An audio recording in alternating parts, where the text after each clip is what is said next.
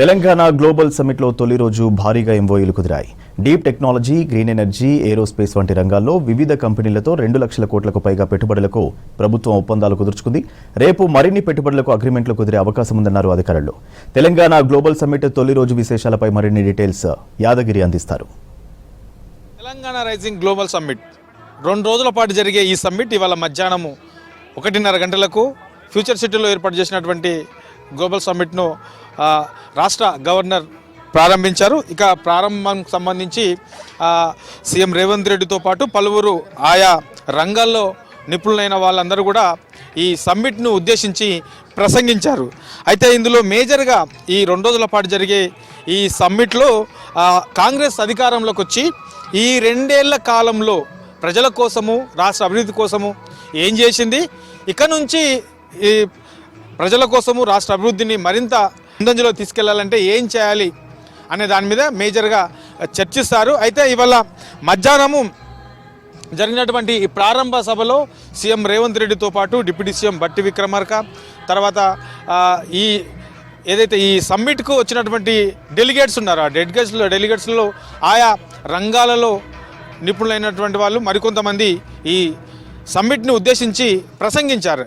అయితే ఇందులో మేజర్గా రాష్ట్రం అభివృద్ధి చెందాలంటే, ప్రపంచవ్యాప్తంగా పోటీ పడాలంటే, ప్రపంచ దేశాలతో పోటీ పడాలంటే ఎట్లా ముందుకెళ్ళే అవకాశం ఉంటుంది, టెక్నాలజీని ఎట్లా అందిపుచ్చుకోవాలి, సో ఇట్లా ఈ అన్నిటి అంశాల మీద కూడా చర్చ జరిగింది. అయితే మొదటి రోజు మేజర్గా 2 రోజుల పాటు జరిగే ఈ గ్లోబల్ సమ్మిట్లో ఈ ఆయా శాఖల వారీగా ఎట్లా అభివృద్ధి పథంలో ముందుకెళ్ళాలి, సో రాష్ట్ర ప్రభుత్వం దగ్గర ఉన్నటువంటి ప్రణాళికలు ఏంటి, ఈ 2 ఏళ్ల కాలంలో ఏం చేసింది అనే దాని మీద ప్రారంభ సభ తర్వాత ఆయా శాఖల వారీగా మొత్తం 12 సెషన్లకు సంబంధించి ఏదైతే ఇక్కడ హాల్స్ కేటాయించారో ఆ హాల్స్లో 12 సెషన్ల మీద ఇక్కడ ప్యానెల్ డిస్కషన్ జరిగింది. ఈ ప్యానెల్ డిస్కషన్లో మేజర్గా ఒక్కొక్క హాల్లో ఒక్కొక్క డిస్కషన్కి సంబంధించినటువంటి ప్యానెల్ డిస్కషన్ను అక్కడ ఏర్పాటు చేశారు. అందులో ఆ శాఖకు సంబంధించినటువంటి మంత్రితో పాటు ఉన్నత స్థాయి అధికారులు, తర్వాత ఆ రంగంలో నిపుణులైనటువంటి వాళ్ళు ఎవరైతే ఉంటారో వాళ్ళు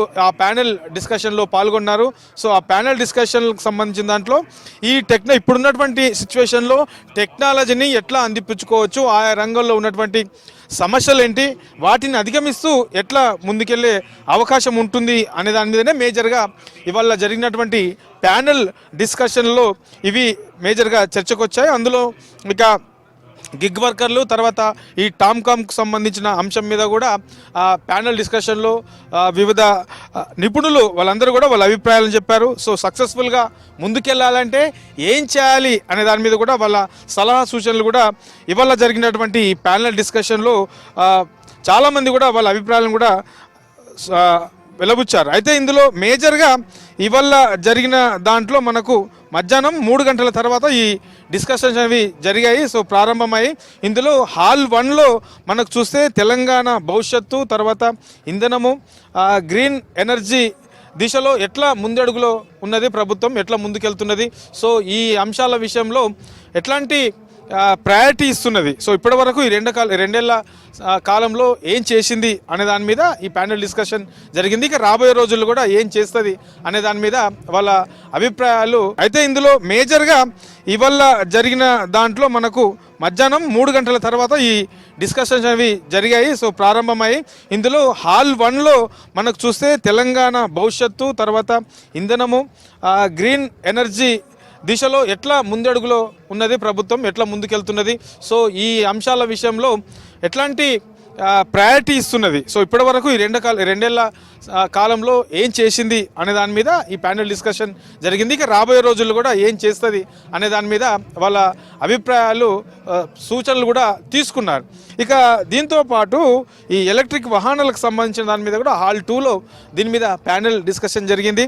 తర్వాత హాల్ 3లో మనకు ఈ సాంకేతిక రంగంలో ఈ సెమీ కండక్టర్కి సంబంధించిన దాంట్లో టెక్నాలజీ అవకాశాలకు సంబంధించి ఎట్లా అందిపుచ్చుకోవాలి, ఏ రంగంలో ఎట్లాంటి టెక్నాలజీ ఇప్పుడున్నటువంటి సిచ్యువేషన్లో ఎట్లా ఉన్నది, ఇక రానున్న రోజుల్లో కూడా ఈ టెక్నాలజీని అందిపుచ్చుకుంటూ ఎట్లా ముందుకెళ్ళాలి అనే దాని మీద ప్యానెల్ డిస్కషన్ జరిగింది. ఇక హాల్ నెంబర్ 4లో మనకు ఈ విద్యారంగంలో ఉన్నటువంటి ఈ తెలంగాణకు గ్లోబల్ సెంటర్గా తీర్చిదిద్దే విధంగా ఎట్లా ముందుకెళ్లే అవకాశం ఉంటుంది, ఏం చేయాలి అనే దాని మీద హాల్ నెంబర్ 4లో డిస్కషన్ జరిగింది. గిగ్ వర్కర్లకు సంబంధించిన దాంట్లో ప్రత్యేకంగా ఇప్పటికే తెలంగాణ ప్రభుత్వం గిగ్ వర్కర్ల కోసం ఒక చట్టాన్ని తీసుకొచ్చింది.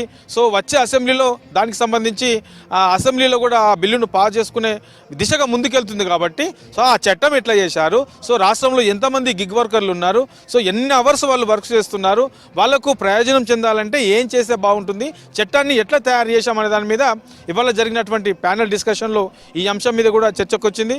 సో రాష్ట్ర ప్రభుత్వం ఏం చేసింది అనేది రాష్ట్ర ప్రభుత్వం తరపున మంత్రితో పాటు ఉన్నత స్థాయి అధికారులు వివరించారు. తర్వాత ఇంకా దాన్ని ఎట్లా మాడిఫై చేసుకోవచ్చు, మరింత ప్రయోజనం కలగంటే ఏం చేయొచ్చు అనే దాని మీద ఈ గిగ్ వర్కర్ల అంశం మీద మేజర్గా ప్యానెల్ డిస్కషన్లో చర్చకు వచ్చాయి. ఇట్లా ఓవరాల్గా ఇవాళ జరిగినటువంటి మొదటి గ్లోబల్ సమ్మిట్లో భాగంగా ప్రారంభ సభతో పాటు ఇక 12 అంశాల మీద ప్యానెల్ డిస్కషన్లు జరిగాయి. వాళ్ళ అభిప్రాయాలను కూడా సూచించారు. ఇక సాయంత్రం మనకు ప్రస్తుతం మనం చూస్తున్నటువంటి దాంట్లో ఇక సాయంత్రానికి సంబంధించి కూడా ఇక్కడ వచ్చే వాళ్లకు ఆహ్లాదకరంగా ఉండే విధంగా మొత్తం ఎక్కడ చూసినా కూడా ఈ సమ్మిట్ ఏరియాలో మనకు లైటింగ్స్ అనేవి చాలా ఆకట్టుకుంటున్నటువంటి సిచ్యువేషన్ అయితే మనకు ఇక్కడ కనబడతా ఉన్నది. ఇక వీటితో పాటు మనకు గాలా డిన్నర్ అనేది ఇక్కడ ఏర్పాటు చేశారు. తర్వాత కీరవాణి కచేరీకి సంబంధించి కూడా ఈ సమ్మిట్లో ఏర్పాటు చేశారు. ఇక్కడికి వచ్చే గెస్టులు, తర్వాత రాష్ట్రం నుంచి వచ్చినటువంటి మంత్రులు, అధికారులు, సో ఇందులో ఎవరైతే పార్టిసిపేట్ చేశారో డెలిగేట్స్ వాళ్ళందరికీ సంబంధించి కూడా ఇక్కడ కీరవాణి చేత కచేరీని ఇక్కడ అందుబాటులో కచేరీకి సంబంధించిన కార్యక్రమాన్ని ఏర్పాటు చేశారు. ఆ తర్వాత గాలా డిన్నర్ అనేది ఇక్కడ ఏర్పాటు చేశారు. సీఎం రేవంత్ రెడ్డితో పాటు సీఎం కుటుంబ సభ్యులు ఇక్కడ చేరుకున్నారు.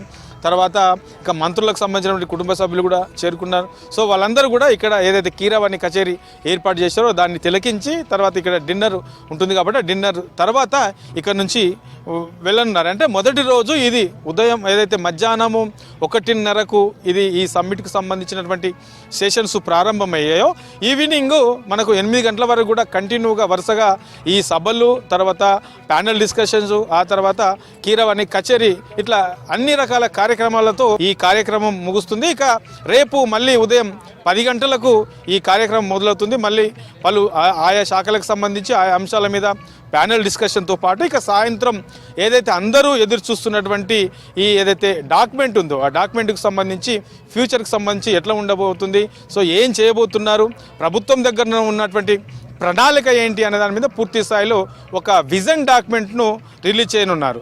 ఇది మొత్తానికి ఈ గ్లోబల్ సమ్మిట్కి సంబంధించినటువంటి మొదటి రోజుకు సంబంధించినటువంటి సెషన్లకు సంబంధించినటువంటి వివరాలు. కెమెరా పర్సన్ శ్రీనివాస్తో యాదగిరి, V6 న్యూస్, హైదరాబాద్.